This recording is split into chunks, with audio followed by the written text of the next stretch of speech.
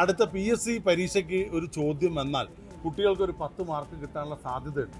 കേരളത്തിലെ അവസാനത്തെ കമ്മ്യൂണിസ്റ്റ് മുഖ്യമന്ത്രി ആരും ചോദിച്ചാൽ പിണറായി വിജയൻ എന്ന് പറയാം. ആകെ ഇനി പിണറായി വിജയനെ കൊണ്ടുള്ള ഗുണം ഭാവിയിൽ PSC പരീക്ഷ എഴുതിയ കുട്ടികൾക്ക് ഈ ചോദ്യം വന്നാൽ കിട്ടുന്ന 10 മാർക്കാണ്. ഇടതു പാർട്ടികൾക്കൊപ്പം മാത്രം ഇതുവരെ നിന്നിട്ടുള്ള കോങ്ങാട് UDF സ്ഥാനാർത്ഥി KA തുളസി ജയിച്ചു. 3706 വോട്ടിന്റെ ഭൂരിപക്ഷത്തിലാണ് സിറ്റിംഗ് MLA CPIM-ന്റെ അഡ്വക്കേറ്റ് ശാന്തകുമാരിയെ തുളസി ടീച്ചർ തോൽപ്പിച്ചത്. 2011 കോങ്ങാട് മണ്ഡലം രൂപീകരിച്ച ശേഷം ഇതാദ്യമായി UDF-ന് വിജയം. രാഷ്ട്രീയ പ്രവർത്തക എന്നതിലുപരി അധ്യാപിക എന്ന നിലയിൽ സാധാരണക്കാരായ ജനങ്ങൾക്കിടയിലുള്ള ടീച്ചറുടെ വ്യക്തിബന്ധങ്ങൾ വിജയത്തിൽ നിർണായകമായി.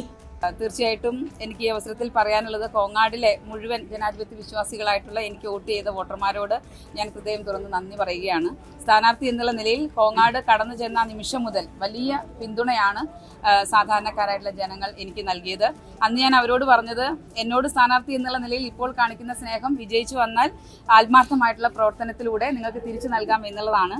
അതുതന്നെയാണ് ഇപ്പോഴും എനിക്ക് പറയാനുള്ളത്. അവരുടെ എല്ലാവരുടെയും പിന്തുണ കൊണ്ടാണ് എനിക്ക് വിജയിച്ച് ആ കോങ്ങാട് നിയോജക മണ്ഡലത്തിന്റെ പ്രതിനിധിയാവാനായിട്ട് സാധിച്ചിട്ടുള്ളത്.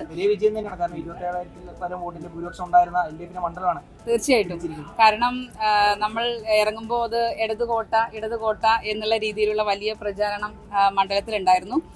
പക്ഷേ സ്ഥാനാർത്ഥി എന്നുള്ള നിലയിൽ ഞാനും അതോടൊപ്പം UDF-ന്റെ നേതൃത്വവും പ്രവർത്തകരും ആരും തന്നെ അങ്ങനെ ഇതൊരു കോട്ടയാണ് എന്നുള്ള യാതൊരു ഭയാശങ്കകളും കൂടാതെ വോട്ടർമാരെ മുന്നിൽ കണ്ടുകൊണ്ടുള്ള പ്രവർത്തനമാണ് നടത്തിയത്. വളരെ ചുരുങ്ങിയ ദിവസമാണ് മണ്ഡലത്തിനകത്ത് പ്രവർത്തിക്കാനായിട്ട് കിട്ടിയത് കേരളത്തിലുടനീളം. അപ്പം ആ കിട്ടിയ ദിവസം പരമാവധി പ്രയോജനപ്പെടുത്താൻ ഒരു നിമിഷം പോലും ഉച്ചയ്ക്ക് ഒരു ലഞ്ച് ബ്രേക്കിന് പോലും ഒരു അരമണിക്കൂർ സമയം പോലും ഞങ്ങൾ നഷ്ടപ്പെടുത്തിയിട്ടില്ല.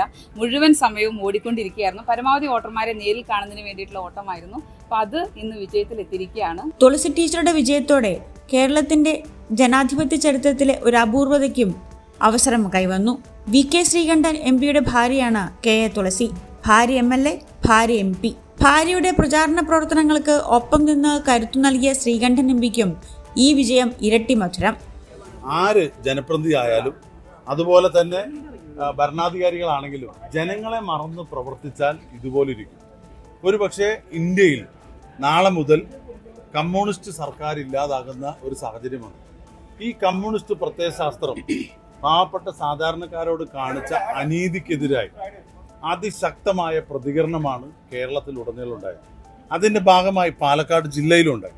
പാലക്കാട് ജില്ലയിൽ 1-2 സീറ്റുകൾ ഞങ്ങളെ കണക്കൂട്ടൽ ചെറുതായി തെറ്റുകയും, പക്ഷെ വലിയൊരു മുന്നേറ്റം വോട്ടിൻ്റെയൊക്കെ അടിസ്ഥാനം കഴിഞ്ഞ തവണ 25,000, 30,000, 35,000 വോട്ടിനൊക്കെ ജയിച്ച മണ്ഡലങ്ങളിൽ ഇന്ന് 5,000, 4,000, 3,000 ഒക്കെ വോട്ടിന് ജയിക്കേണ്ട ഒരു അവസ്ഥ ആർക്ക് വന്നു? LDF-ന് വന്നു, CPM-ന് വന്നു.